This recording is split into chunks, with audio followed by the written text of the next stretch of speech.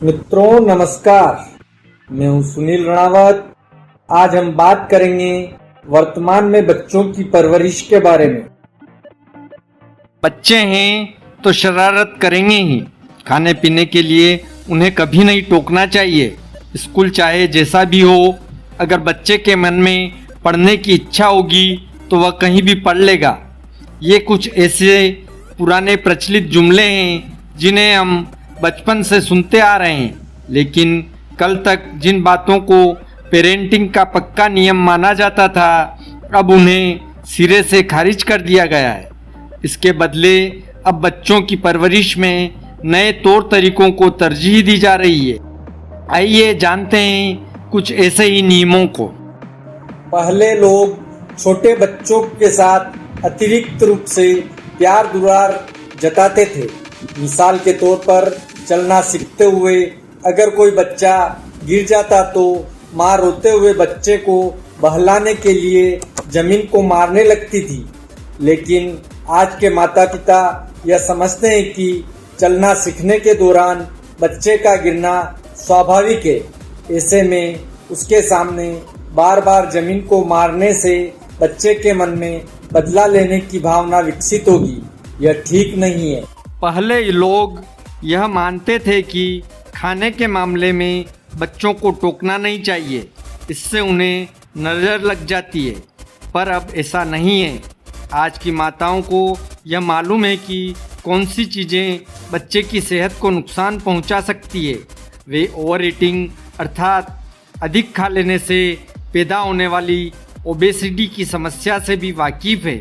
इसलिए अब माताएं अपने बच्चों को सही और संतुलित डाइट देने में यकीन रखती हैं। पहले चुपचाप सिर झुकाकर बड़ों की हर बात मानने वाले बच्चे ही अच्छे माने जाते थे। सवाल पूछने या तर्क वितर्क करने वाले बच्चों को अनुशासनहीन समझा जाता था, पर अब ऐसा नहीं है। आज के अभिभावक यह समझने लगे हैं कि उसी बच्चे के मन में सवाल होंगे जिसमें किसी भी विषय पर तार्किक ढंग से सोचने समझने की क्षमता होगी। इस संबंध में बाल मनोवैज्ञानिकों का कहना है कि अगर कभी किसी आदेश का पालन करने से पहले आपका बच्चा आपसे कोई सवाल पूछता है तो डांट कर चुप करने के बजाय उसे यह समझाएं कि आपने किस कारण से उसे यह करने के लिए मना किया है। पढ़ोगे लिखोगे तो बनोगे नवाब, खेलोगे कूदोगे तो बनोगे खराब। आज के ज़माने में यह पुरानी कहावत पूरी तरह गलत साबित हो चुकी है।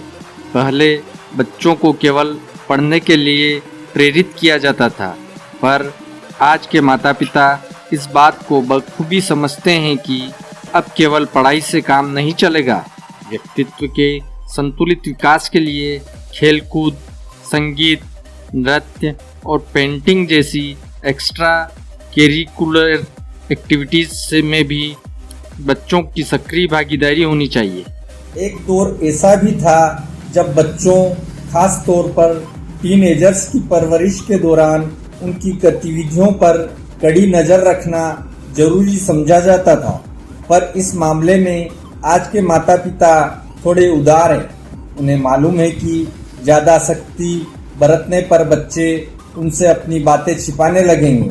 इसलिए आज के माता पिता बच्चों को आज़ादी और पर्सनल स्पेस देने के हिमायती हैं, लेकिन ऐसा भी नहीं है कि वे अपने बच्चों को मनमानी करने की खुली छूट देते हों। वे उन पर इस ढंग से निगरानी रखते हैं कि बच्चों को बुरा न लगे। पहले बेटियों की परवरिश इस ढंग से की जाती थी कि वे कोमल, शांत और सहनशील बने।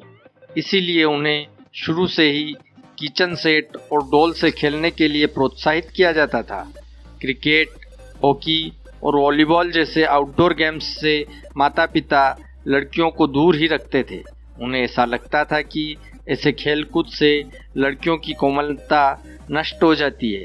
पर आज के माता पिता बेटों की तरह बेटियों को भी रफ एंड टफ बनाने में यकीन रखते हैं। वे उन्हें सेल्फ डिफेंस के लिए जूडो, कराटे का प्रशिक्षण दिलवाते हैं। अब लड़कियां भी हर तरह की आउटडोर एक्टिविटीज़ में बढ़ चढ़ कर हिस्सा लेती हैं। आज के अभिभावक बेटे बेटी में भेदभाव नहीं करते।